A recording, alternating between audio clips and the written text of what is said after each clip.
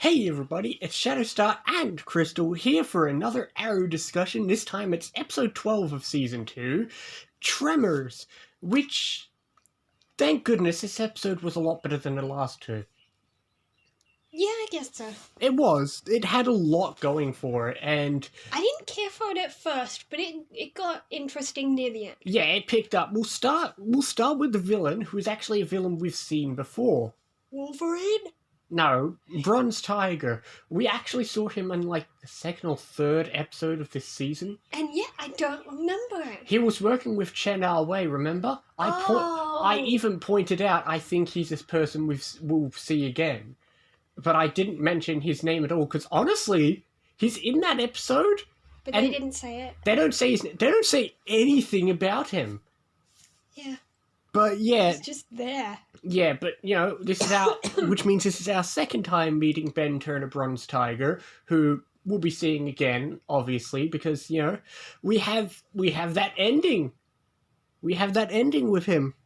Yeah, I think that person's getting him out of jail. We know what that means, and they were a little not subtle about it, but we'll get to that episode soon.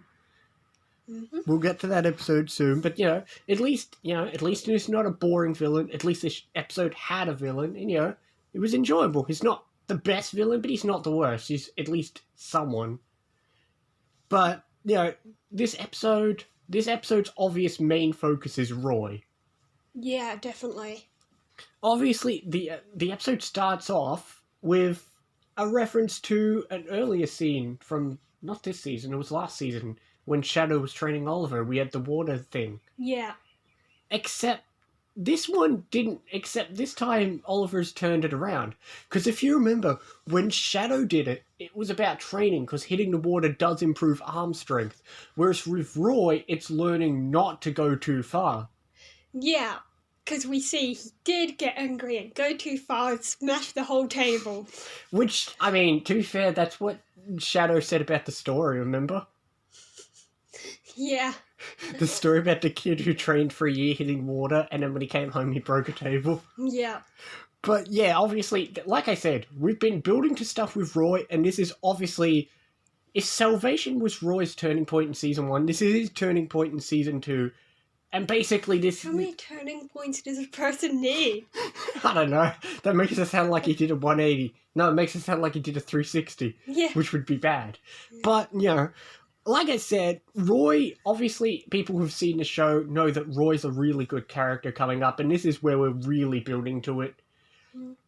Because, at the end, obviously, yes, Roy has some troubles at the beginning, but I can't blame him.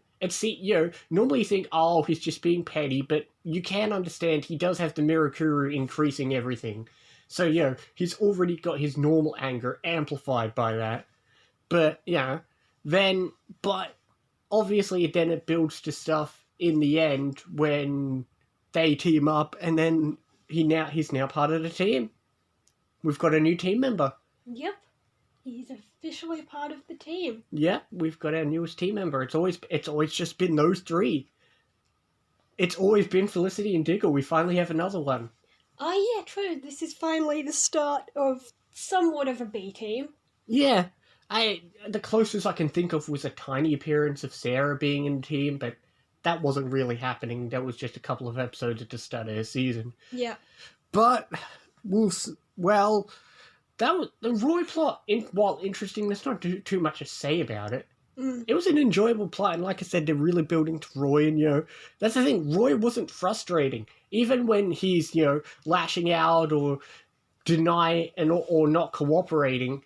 He's still a good character. Like, he tries to warn Thea, and like he's trying to do the good thing. One thing I didn't like, although it's not a problem with Roy exactly, is when Oliver tells the others he revealed himself, and he says he wasn't thinking about the consequences, which just seems out of character for him. He always thinks about the consequences before revealing himself. Yeah, I know, but like you said, he just was thinking in the moment, because as he said, it's a bit like how it parallels the flashback where he says, love is the most strong emotion, and that's how he could pull out Roy. But, yeah. Yeah, he's definitely drawing from his experiences with Slade, which we're gradually seeing. Yeah, the flashback wasn't too amazing. We just had a little bit of Slade getting angry and showing that he really is starting to go off the deep end. And that he wanted to kill Fires, which, to be honest, I can't... Ivo, sorry. I get them too mixed up. They're very boring and similar.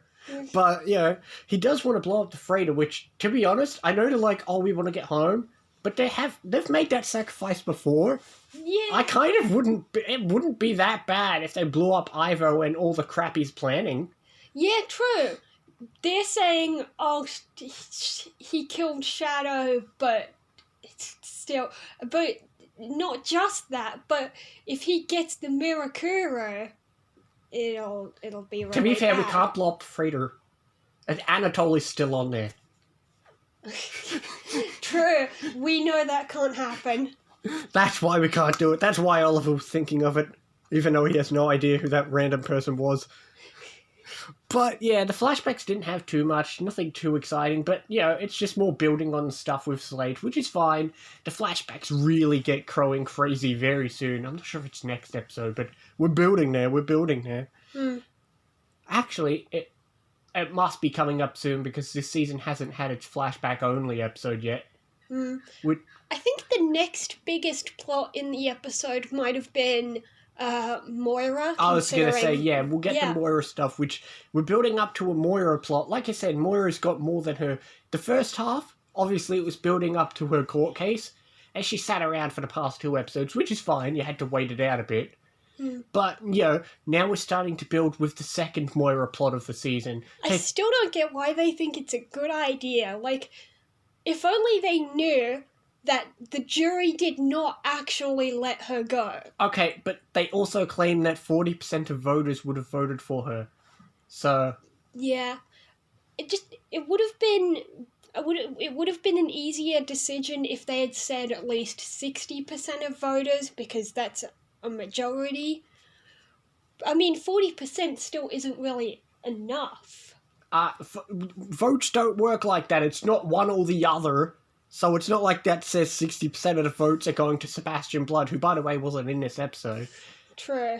Which is fine. We had plenty of other stuff to worry about. But like I said, it's building to the Moira plot. She's going to run for mayor. It wasn't too much about it. It's just, okay, is she going to run for mayor? Now she's going to run for mayor, which is fine. We're building to that. Yeah, it was a tough decision. But like I said, we've had 2 seasons. Take a drink every time we say now it's time to talk about the Moira plot. But, and we got some nice scenes with Thea, but that's about it. Thea didn't have much. I mean, Thea had a lot. Not a main plot, but she had good scenes with both Roy and Moira. She got to tie herself into 2 plots. Yeah. But I suppose let's talk about the usual victim of this show, Laurel. Laurel, let's have me praise Quentin, who once again gives a great talking to Laurel, because the only dumb thing is that you can't trick someone by saying we're going to dinner and then take them to AA, because she's not going to stay there because she's not convinced. Did he really think that would work? I don't know, but either way, I loved where he just tells her off. It's like, because that's the thing, she is incredibly petty and self-centered in this entire season, which she gets plenty of talking tos, but everything is just, oh, Wan, Tommy died.